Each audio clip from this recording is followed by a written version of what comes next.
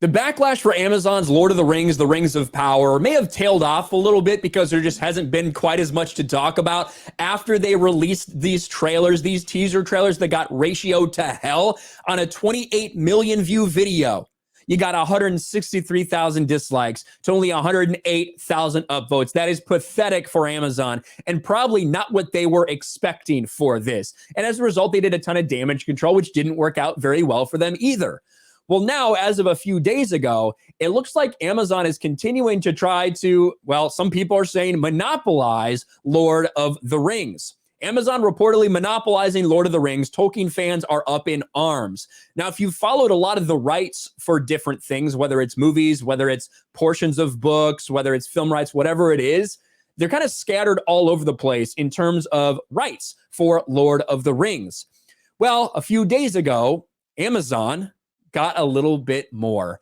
Amazon defies J.R. Tolkien's wish, buys rights to The Hobbit. Amazon's Lord of the Rings is debuting later this year, but the conglomerate just acquired the rights to The Hobbit and more of Middle-earth, going against one of J.R.R. Tolkien's standards when protecting his stories. The world of author J.R.R. Tolkien is Middle-earth and Mount Doom, the Shire, Dark Lord Sauron, and one of the most beloved novels and film franchises in history, with director Peter Jackson's being regarded as one of the greatest sagas of all time.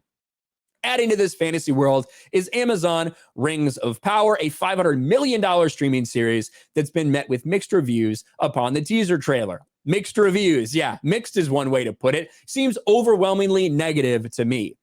Not many fans were enthused when Amazon announced they would be carrying the Tolkien torch to follow Peter Jackson's Rings and Hobbit franchise. In fact, upon unveiling new and original characters, many fans expressed their disappointment in Amazon and more, claiming the studio will undermine Tolkien's legacy. Looks like that is completely and totally correct. Lord of the Rings fan Sus put it perfectly. For those of you who only know the movies and are wondering why the outcry matters, Tolkien didn't just set out to write another fantasy. His first love was language and mythology. As a linguist, he set out to make one of the most beautiful languages ever created, Elvish.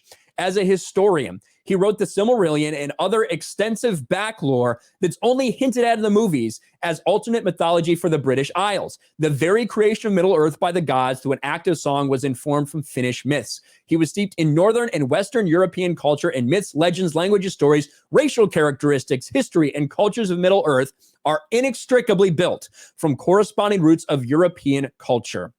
He's considered by many to be the true father for modern fantasy. This trailer and all Amazon interviews to date prove they don't care about any of this and intend to dismantle the very foundation of why Tolkien wrote these books as a labor of love in the first place. He loved his culture, his history, his language, his invented languages, world, race, stories were the medium through which he communicated his love of his ancestral heritage. To change his work in the ways shown is just not to reinterpret some surface aspect, it's to completely undermine his stated intent, strike at the heart of his passion, and directly attack his own cultural heritage. Nonetheless, Amazon just altered the future of Middle-earth after acquiring the entire film and media rights to The Hobbit, which they did not have before, but now they do. This is, of course, the losers over at OneRing.net, and thus Amazon secures a few more rights to Middle-earth, specifically The Hobbit. Showing a lengthy financial business process, Amazon Studios has officially acquired the entirety of MGM Studios, including Tolkien's The Hobbit film rights and more. J.R.R. Tolkien repeatedly expressed throughout his life his distrust that he had with large corporations who would ask for film rights of his novels, including Disney. Tolkien hated how Walt Disney World represented dwarfs in his studio production. He talks a little bit about dwarfs and how they looked. In '68, Tolkien sold the film, stage, and merchandising rights to Lord of the Rings and the Hobbits to United Artists, which then got sold to the Saul Zaentz Company. They then licensed the rights to produce the animated The Hobbit in 1977.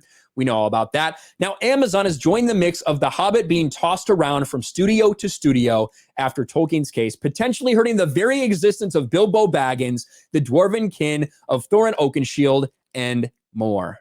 They will continue to try to get everything they can because they don't really have the rights to a lot right now, do they? But they want them. They want to, what I think they want to do is they want to tie this fan fiction they're doing in this Amazon Rings of Power series.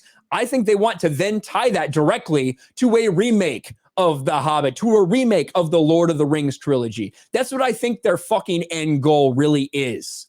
And now we're just one step closer to that. Now, monopolizing Lord of the Rings, that's a term that's thrown out there. Like, they're going to be able to do whatever they want if they buy all the rights. That's just the way it is. Unfortunately, it's why so many people at the Tolkien estate try to protect it for so long. But it looks like that's all in the past. Amazon's going to do everything they can to continue to destroy this franchise. But the good news is the fans are not just letting it go. The fans are not letting it go without a fight. They're going to continue to push back. They're going to continue to ratio them at any and all opportunities, because the Tolkien fan base is not like Star Wars. It's not like Marvel. There's not as many normies in it. They are fucking fed up with this, and they will continue to fight. The one silver lining in all of this. Thanks for watching, everyone. And a huge shout out to my patrons. I appreciate you guys so much. Want to follow me on Twitter or Instagram? Check out the description below. You'll find links to my P.O. box and my Patreon as well. And I'll talk to you guys later.